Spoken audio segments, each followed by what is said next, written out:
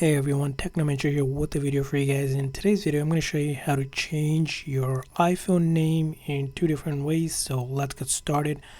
Now, if you want to go ahead and change the name, first thing is you're going to go into your setting on your iPhone.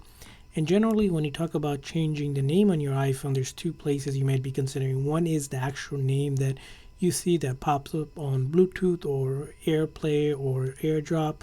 For that is your iPhone name. You can go into your settings, General, click on About, and right here is the name, and you can customize this name.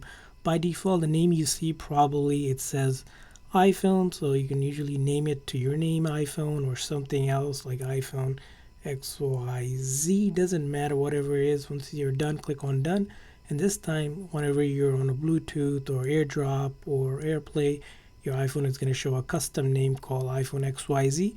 Makes it easier to recognize it's your iPhone, whatever customization you put.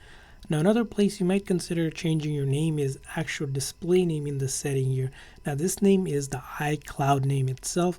In order to change this one, you simply tap on it and then click on personal information. And then from there on, it's going to ask you for your Apple ID password. You're going to want to sign in. Click on name, and then you can change your name first, middle, and last name. Generally, most users will use their actual name for this one, but if you wanted to change it, or if you recently changed your name, you can go ahead and update your name there as well for your iCloud account. So that's how you can change a name on iPhone. I hope this video was helpful. If so, please do consider a like and subscribe button for more tips and tricks for your iPhone and other iOS devices. We'll see you guys next time.